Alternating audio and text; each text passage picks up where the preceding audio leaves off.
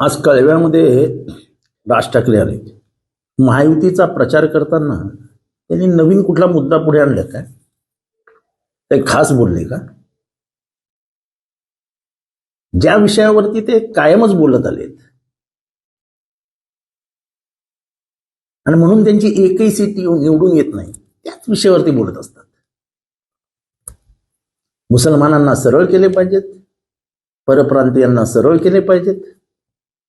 म्हणजे माझं तर मत असं झालंय की त्यांना कोणीतरी सुपारी दिली आहे का, या शिवसेनेच्या दोन्ही जागा पडतील असं बघ रे. काय लावले हे हिंदू मुसलमान, हे परप्रांतीय विरुद्ध मराठी, ही भांडणच करत बसायची का महाराष्ट्रात? देशाची आर्थिक परिस्थिती कशी आहे? देशातली बेरोजगारी कुठे आहे? पेट्रोलचे भाव काय आहेत? डिझेलचे भाव काय आहेत? आंतरराष्ट्रीय जगामध्ये भारताचा निर्देशांक कुठे कुठे कुठे कुठे कसा गेला आहे? भुकेत आपण कुठे आहोत? श्रीमंतीत आपण कुठे आहोत? श्रीमंत कोण झालेत? गरीब कोण झालेत? गरिबांच्या हातात भारतातली किती संपत्ती आहे आणि किती लोकांच्या हातात भारतातली प्रमुख संपत्ती आहे? त्याच्यावर कधी बोलणार? शेती, उद्योग, ह्याच्यावर कधी बोलणार? का फक्त मुसलमान परप्रांतीय, मुसलमान परप्रांतीय, बाकी काहीच मुद्दे नाहीत? मराठी पोरांना नोकऱ्या मिळत नाहीत, त्याच्यावरती बोलाल?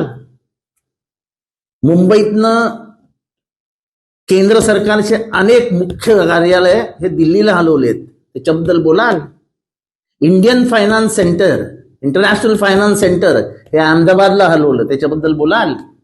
करोडो रुपयातली, अब्जो रुपयाची बीकेसी मधली जमीन बुलेट ट्रेनला गेली, त्याच्याबद्दल बोलाल?